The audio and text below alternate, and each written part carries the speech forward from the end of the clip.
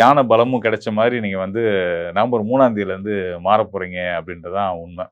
அத தாண்டி நவம்பர் 1ஆம் தேதி ஒரு மாற்றம் இருக்கு. என்ன அப்படின்னு கேட்டீங்கன்னா, உங்க ராசிக்கு 5ஆம் இடமான பூர்வ புண்ணிய ஸ்தானமான கும்ப ராசியில இருந்துட்டு இருக்கக்கூடிய ராகு, தன்னுடைய சொந்த நட்சத்திரமான சதய நட்சத்திரத்துக்குள்ள வர்றாரு. சதய நட்சத்திரத்துக்குள்ள ராகு வர்றது உங்களுக்கு நல்லதா அப்படின்னு கேட்டீங்கன்னா, துலா ராசிக்கு ராகு நட்பு தான். இன்னொன்னு வந்து பார்த்தீங்கன்னா, உங்க ராசிநாதன் சுக்கிரனுக்கு வந்து எந்த அசுப கிரகத்தினாலயும் தீங்கு ஏற்படுத்த முடியாது.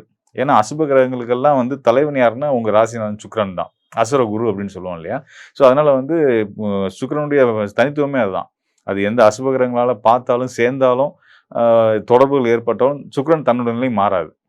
சேற்றில் புற்ற செந்தாமரைன்னு சொல்லுவாங்கல்ல. எங்க இருந்தாலும் நீங்க நீங்களா இருப்பீங்க. உங்களுடைய தனித்துவத்த, உங்களோட சிறப்புகள நீங்க விட்டுக் குடுக்காம, நல்லபடியா இருப்பீங்க. ஒரு ஆச்சாரமான ஒரு மனிதரா இருப்பீங்க. அப்படின்ற நல்ல ஒரு நெறியான வாழ்க்கைய வாழ்வீங்க அப்படின்றதுக்கு அடையாளம் தான் சுக்கிரன் வந்து உங்க ராசிநாதனா வந்து அசுப கிரக தொடர்பு ஏற்பட்டாலும் கெடாம இருக்கிறதுக்கான அர்த்தம் அதுதான். ஸோ அப்படி இருக்க இடத்துல இந்த அசுப கிரகமான ராகு வந்து பார்த்தீங்கன்னா, உங்க ராசிக்கு 5ஆம் இடத்துல தன்னுடைய சொந்த நட்சத்திரத்துக்கு வர்றது, அ உங்களுக்கு நல்லது தான். ஸோ இதுல வந்து ராகு வந்து ஒரு திரிகோண ஸ்தானமான 5ஆம் இடத்துல தன்னுடைய சொந்த நட்சத்திரத்துல அவரும் வந்து 1ஆம் தேதி நவம்பர் 1ஆம் தேதி வர்றாருன்றது வந்து உள்ளபடியே உங்களுக்கு ஒரு சிறப்பான மாற்றத்துக்கான நேரம் தான்.